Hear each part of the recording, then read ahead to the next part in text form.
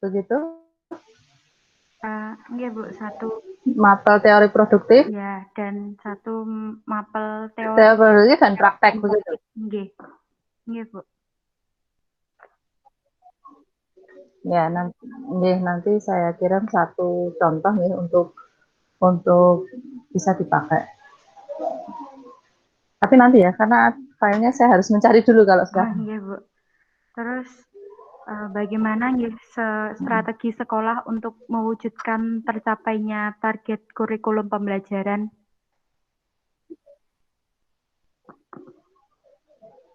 Gimana Mbak? Strategi sekolah? Strategi sekolah untuk mewujudkan tercapainya target kurikulum pembelajaran.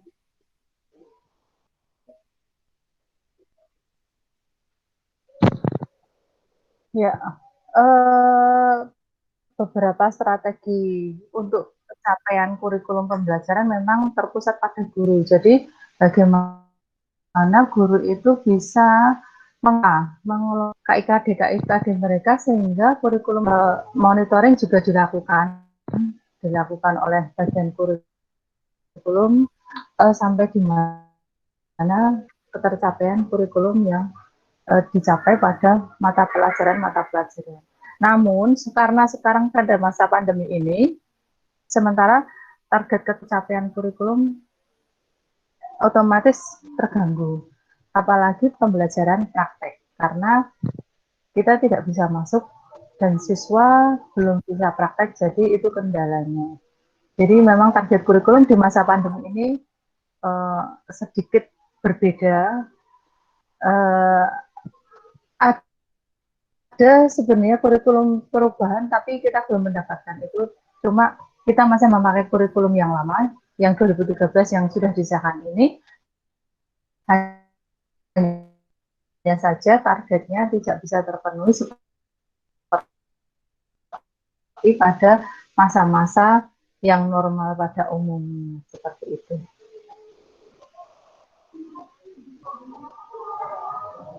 Oke, Bu. Mungkin ada dari teman-teman lainnya yang mau bertanya. Kira-kira seperti itu, Mbak. Oke, Bu. Saya Anissa Klima Putri. Saya izin bertanya. Misalkan di tahun 2021, corona ini atau pandemi ini sudah mulai berkurang dan akan berakhir. Nah, di sana kan sekolah mungkin akan mulai sistem belajar baru. Ya, mungkin itu dibatasi, misalnya murid masuk sekolah atau gimana. Itu kira-kira misalkan untuk penyesuaian praktek atau sistem belajarnya itu ada rancangan baru gitu nggak, Bu? Jadi begini, kebetulan untuk minggu depan hari Senin itu kita akan melaksanakan uji coba pembelajaran tatap muka khusus untuk mata pelajaran produktif. Nah, pada mata pelajaran produktif ini hanya dua mapel yang kita uji cobakan. Untuk ada 3 mapel untuk 3 kelas ya, karena kelas yang lain masih PKL. Jadi 3 kelas nanti kita memakai sistem separuh siswa dari satu kelas. Jadi misalnya kelasnya isinya 31, maka yang masuk pada hari itu hanya separuh kelas. Separuh kelas sekitar 16 atau 15 siswa masuk ke kelas untuk pembelajaran praktek. Nah, besok Senin ini baru kita akan melakukan uji coba. Kenapa diuji coba? Kemudian bagaimana kita mengatasi siswa-siswa dengan protokol kesehatan yang harus wajib dilakukan itu seperti apa. Jadi hari Senin besok baru akan dilakukan uji coba tatap muka. Nah ini ada 3 mapel yang akan kita uji cobakan, yaitu tata hidang, kemudian PPM, kemudian yang satu produk pastry dan bakery. Nah nanti setengah mereka masuk ke kelas, kemudian yang separuh kelasnya diberikan tugas pembelajaran daring di rumah. Nah, kemudian yang minggu depannya mereka masuk ke kelas gantian dengan yang kelompok satunya. Jadi kemarin saya buat menjadi kelompok A dan kelompok B. Misalnya kelompok A itu absen 1 sampai 16, kemudian kelompok B absen 17 sampai 31. Jadi minggu depannya yang masuk kelompok B. Sedangkan yang kelompok A belajar di rumah dengan pembelajaran daring dari guru yang bersangkutan. Kemudian untuk mata pelajaran normatif adaptif, karena kita belum tahu, jadi normatif adaptifnya untuk uji coba tatap muka ini tidak memberikan pelajaran terlebih dahulu, kecuali ketika mereka tidak ke pelajaran praktek seperti itu. Baik Bu, terus izin bertanya kembali, itu kan selang-seling artinya ya Bu ya. Nah itu tuh dilakukan intensitasnya misalkan dalam 1 kali sebulan atau gimana ya Bu? Sebentar, sahabat. Nah, pembelajaran ini baru akan kita laksanakan minggu depan. Jadi uji coba ini akan dilakukan dalam 1 minggu ini. 1 minggu berarti kalau untuk ada 2 shift, 1 kelas ada dibagi 2, berarti 2 minggu ke depan. Jadi dalam 2 minggu ke depan ini mau dilihat dievaluasi seperti apa. Nanti kalau misalnya sudah oke, kemudian kerumunannya tidak membahayakan, maka kita akan masukkan yang kelas 11 dan lain seterusnya begitu. Kelas 11 dan 10 belum masuk. Begitu. Jadi kita tidak tahu ini sampai kapan ini seperti ini. Yang pasti ini baru uji coba untuk 2 minggu ke depan ini kelas 12. Begitu. Oke Bu, terima kasih atas jawabannya. Mungkin teman lain ada yang bertanya? Yeah.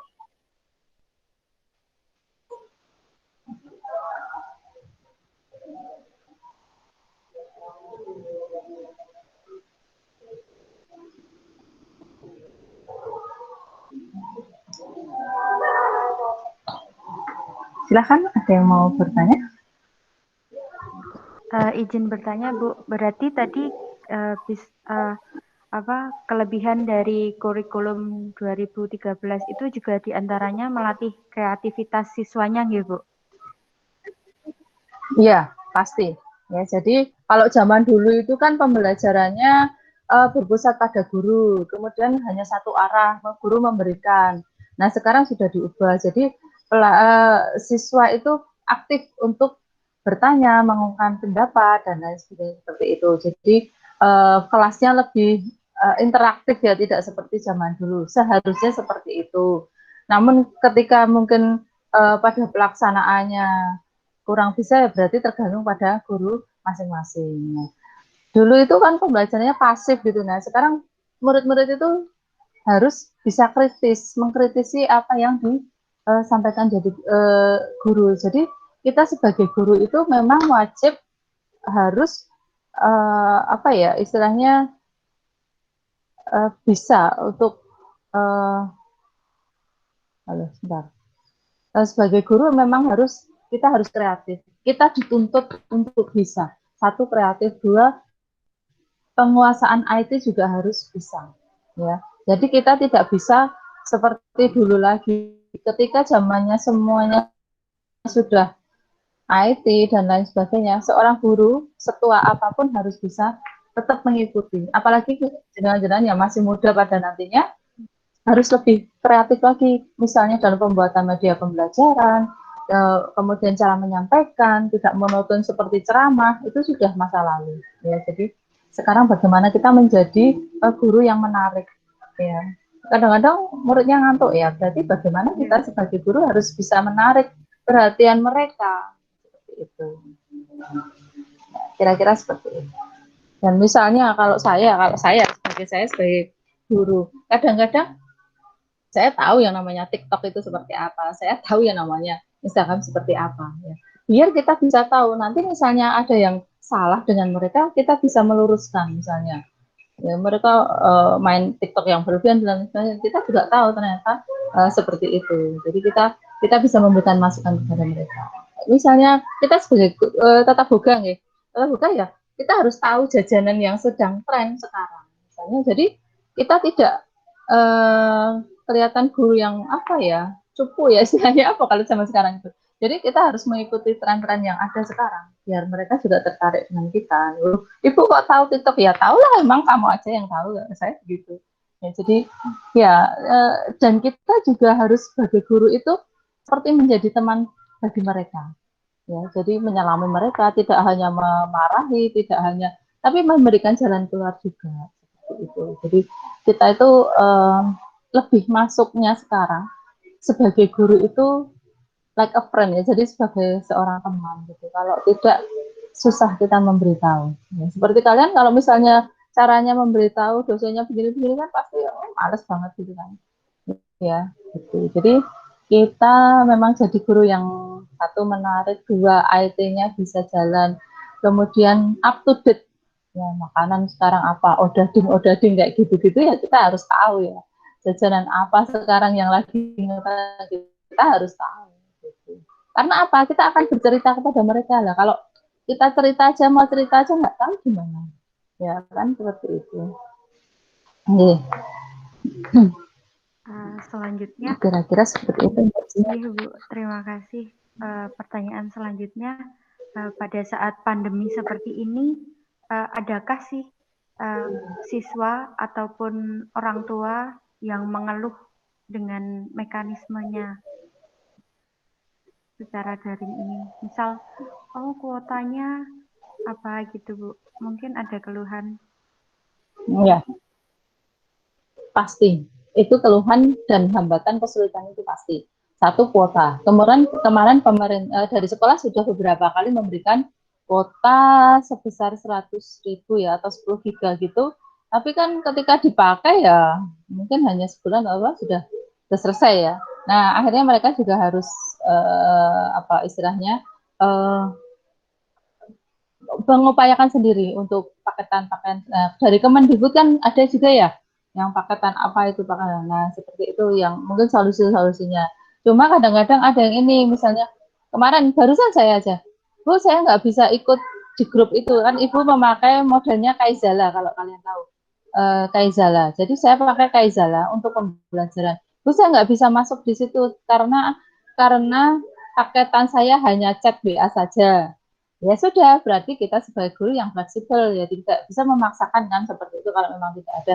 Ya sudah kita share materinya ke grup WA-nya seperti itu. Biar ada penyelesaian memang seperti itu. Jadi kita tidak bisa terus kekeh. Ya, kalau kita di kota besar semua wajib Zoom misalnya ya bisa saja dan mereka dari keluarga yang mampu bisa saja, tapi kan kita tidak bisa, kita tidak tahu siswa kita seperti apa keadaannya. Uang alat aja, HP saja kadang-kadang harus gantian sama bapaknya misalnya. Kamu kok belum absen dari tadi siang? Nah, HP-nya pinjam punya bapak, bapak baru kerja. Nah, seperti itu. Jadi ya sudah lah, memang target-targetnya tidak bisa maksimal dapat tercapai. Tapi kalau ada kesulitan ya harus kita hadapi, kita selesaikan. Ya, begitu Mbak Jihan. Ya Bu, terima kasih. Izin bertanya kembali Bu, kan SMK 1 Sewon ini merupakan SMK negeri ya Bu. Untuk sarana dan prasarana sendiri sudah mencukupi, sudah baik Ibu berarti dalam pelaksanaan biasanya. Gimana coba diulang Mbak, agak putus-putus, agak diulang. Jadi kan SMK 1 Sewon ini merupakan SMK negeri ya Bu. Untuk sarana dan prasarana sendiri berarti sudah baik nih Bu karena merupakan SMK negeri, begitu ya Bu?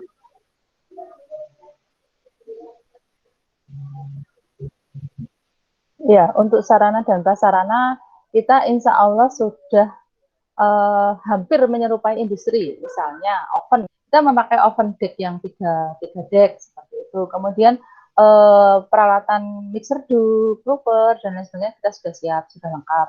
Kemudian untuk di dapur PM dengan kompor-kompor yang baru, seperti itu, peralatan yang baru, seperti itu kami sudah siap. Jadi kalau untuk sarana sarana dan prasarana di SMK 1 Sewon ini masih tidak ada kendala. Cuma karena kita ada 6 kelas nih, 6 kelas kali 3 berarti 18 kelas untuk tata boga. Kita punya 8 dapur dan 1 dapur Ceceng Factory. Itu pun masih kurang. Besok kalau semuanya masuk, itu masih kurang beberapa dapur kita. Kemudian ada 2 ruang tata hidang, restoran ya, untuk pelajaran tata hidang. Seperti itu. Jadi untuk prasarana kita sudah mencukupi. Kapan-kapan mau ke sini lihat dapurnya? Boleh, Bu. Mau, Bu. Corona sudah Ini saya kan ini nih. Ini saya di taman ini. Tamannya seperti itu tuh, kelihatan ya.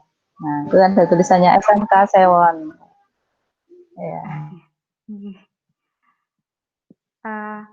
Terus untuk pelaksanaan PKL itu bagaimana nih, Bu, untuk siswanya?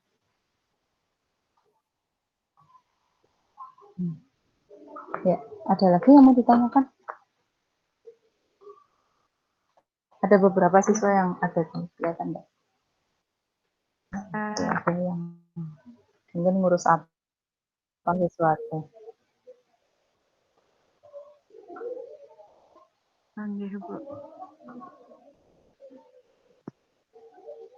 Izin bertanya kembali, Bu, untuk PK.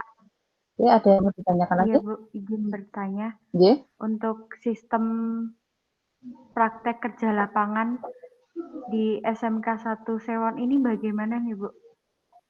PKL dari siswanya.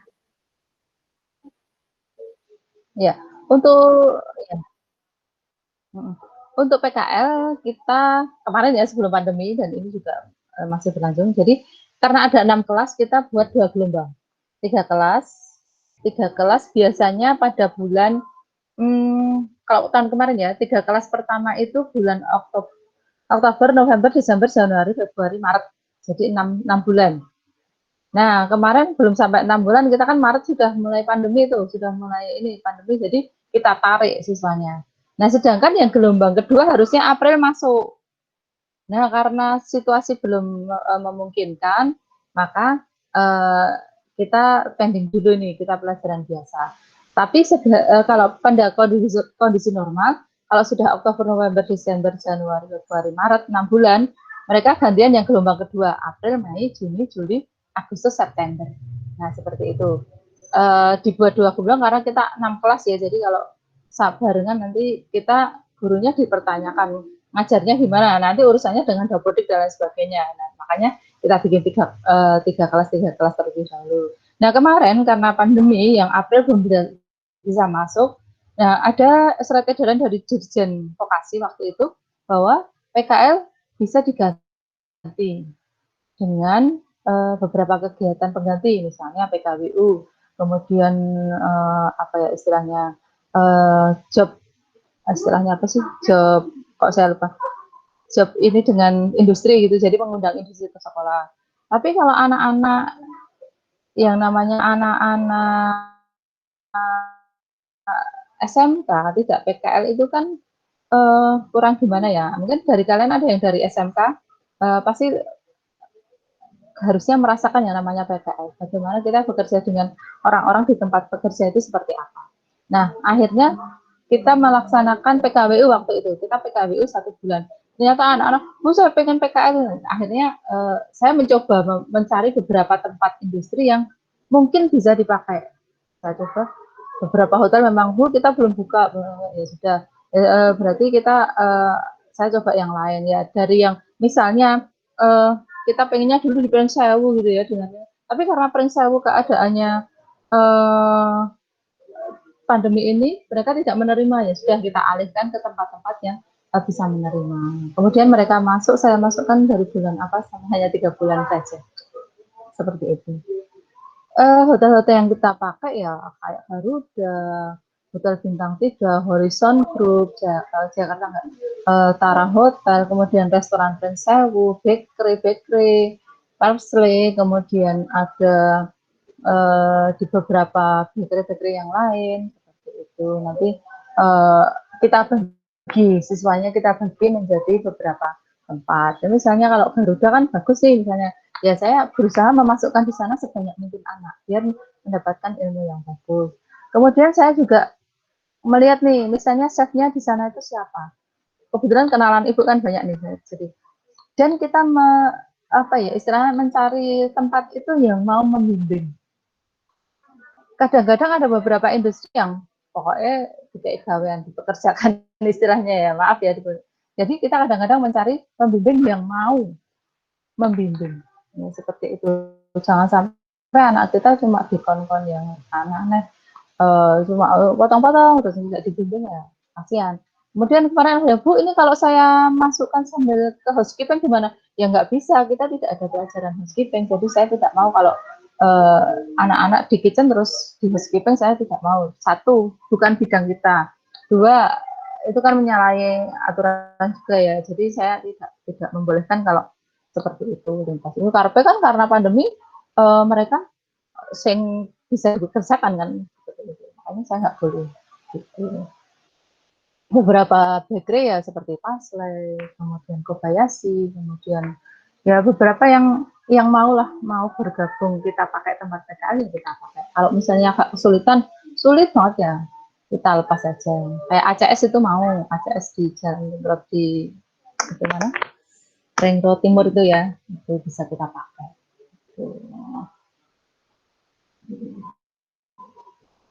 Begitu Mbak untuk PKL. Kebetulan hari Rabu besok ada diundang Blue Hastuti, ada acara kurikulum apa gitu di Hotel Prime Plaza dengan UNY.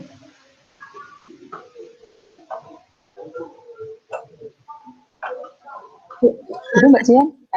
Baik, baik Bu, terima kasih. Mungkin ada teman lainnya yang ingin bertanya. Ya Mbak, kami ingin bertanya untuk perihal efisien mana kurikulum 2013 dengan kurikulum sebelumnya? Dan contohnya seperti apa? Efisien kurikulum? Iya. Maksudnya gimana? Maksudnya pembelajaran itu lebih efisien kurikulum 2013 atau kurikulum sebelumnya? Sebenarnya bukan perkara efisien atau tidak, cuma pada perbedaan pola pengajaran. Ya, jadi bagaimana kita dari mengajar yang dulu jadul, kita selalu diceramai, kemudian kita anak-anak untuk dapat berkreatif, ya seperti itu. Kalau kita efisien dan tidak, tergantung guru masing-masing ya, seperti itu. Jadi menurut saya efisien itu dalam hal apa?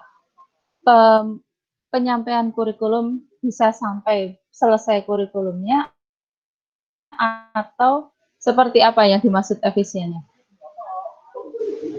Gimana Bu? Efisiennya itu dimaksudnya seperti apa? Penyampaian. Yang pada penyampaian kurikulum ada atau pada hasilnya?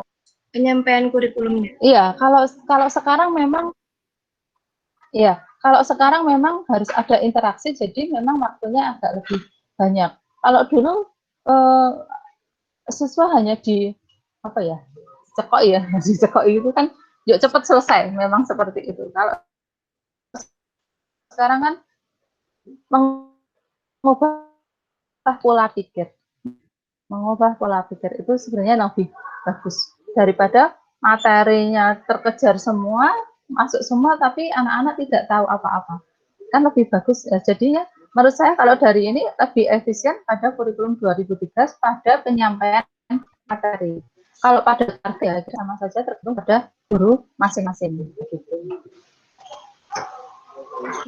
Mengubah pola pikir itu kayak sekarang kan belajarnya beda, bisa merasakan ya ketika jadi murid SD terus diubah menjadi kurikulum 2013, bisa merasakan ya bedanya seperti apa.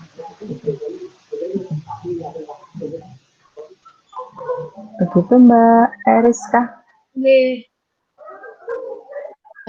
Ibu izin bertanya kembali mengenai masih terkait pertanyaan Mbak Eriska. Itu kalau misalkan hasil pembelajarannya Berarti lebih bagus yang K13 ya, Bu ya?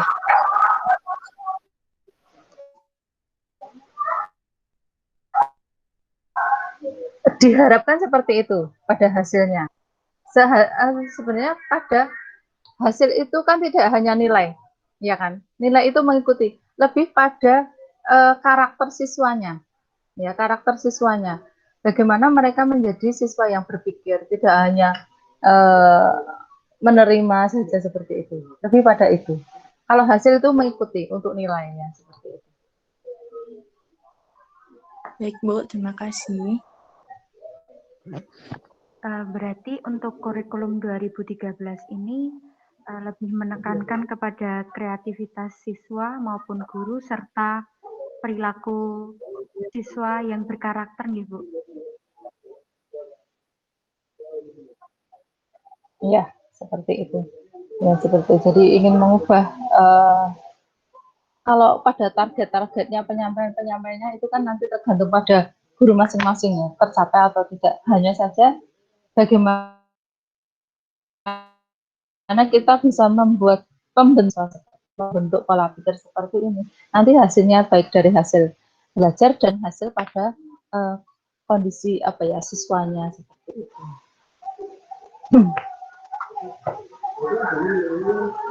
Baik, Bu, terima kasih. Mungkin ada teman lainnya yang ingin bertanya kembali. Permisi, Bu, saya Sabita Rana. Saya mau menanyakan yang tadi tentang keluhan, apakah selama ini, selama pandemi, nggak ada keluhan dari orang tuanya? Maksudnya menyampaikan ke guru.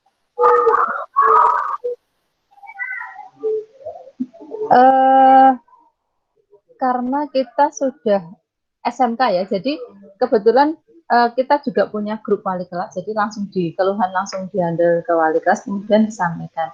Dan kita segera mengatasi, tapi kebetulan kebanyakan dari siswanya sendiri. Jadi misalnya mana yang belum bangun, ya, seperti itu. Jadi akhirnya kita nanti bekerja sama dengan guru BP untuk menangani masalah-masalah dari siswa.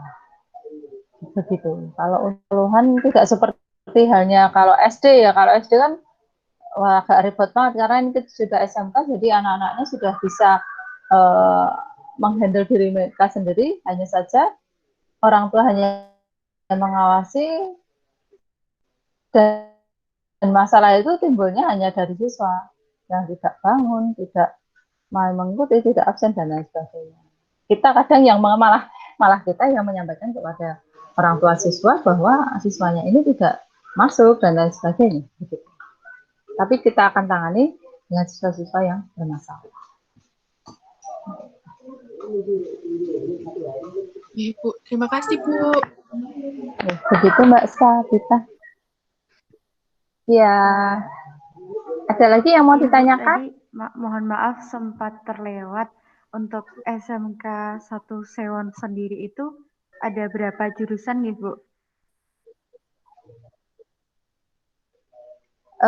Di sini ada 5 jurusan. Yang satu tata boga, tata busana, kecantikan, kemudian perhotelan itu ada perhotelan dan UPW, usaha perjalanan wisata. Itu dalam satu rumpun. Kepariwisataan apa ya? Saya kok lupa. Kemudian satu lagi TKJ, teknik komputer jaringan, yang berbeda dengan kelompok pariwisata. Jadi di luar kelompok pariwisata ada kelompok teknik, yaitu teknik komputer jaringan. Apa tadi? Tata busana, tata kecantikan, tata boga, perhotelan. Perhotelan itu ada perhotelan dan usaha perjalanan wisata, kemudian TKJ. Itu jurusan yang ada di kami. Siswa kami ada sekitar 2000-an. Ya, jadi kalau besok masuk semua penuh. Banyak sekali, Bu. Banyak sekali. Untuk jurusan yang menjadi favorit di SMK 1 Sewon ini apa nih, Bu? Berdasarkan kemarin dari hasil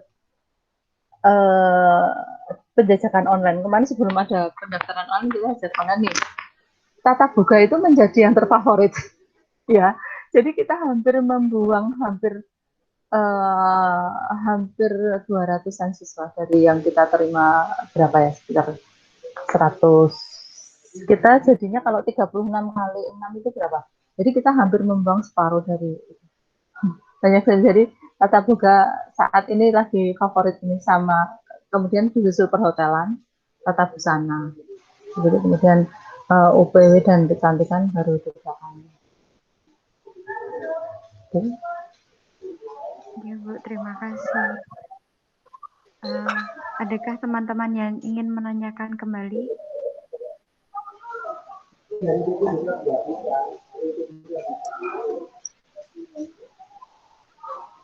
Oh iya Bu, saya ingin menanyakan kembali. Apa misalkan terkait lulusan gitu Bu, yang misalkan lulusan tata boga gitu, rata-rata ada misalkan langsung kerja di hotel atau gimana ya Bu? Kan biasanya ada data-data tentang lulusan yang kerja di mana gitu. Memang beberapa siswa ada yang bekerja di hotel, datanya ada di BKK ya, saya kok tidak hafal. Kemudian banyak yang berwirausaha, kemudian ada yang di bakery, kemudian ada yang kuliah juga. Saya nggak tahu ini ada nggak yang jurusan angkatan ini ada lulusan dari Sewon. Kemudian siapa ya angkatan ini, mungkin siapa ya? Mbak Larasati Larasati. bukan ya? Iya Bu.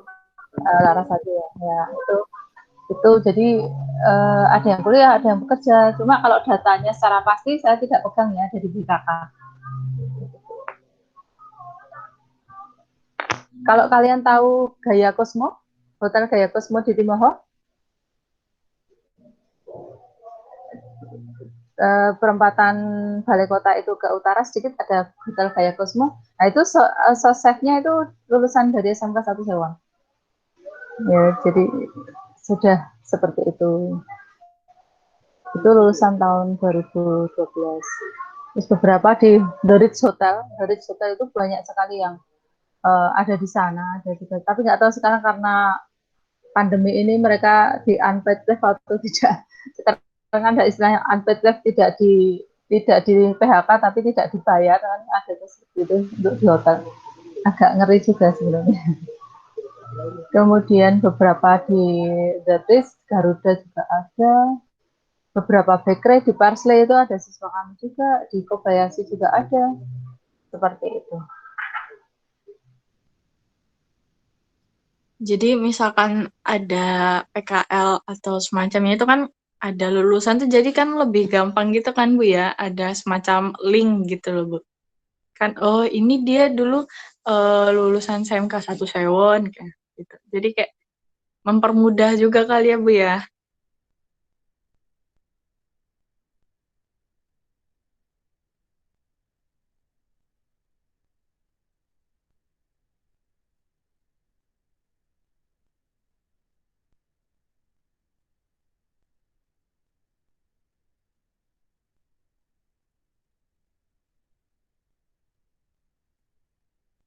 Misi Bu, suaranya hilang.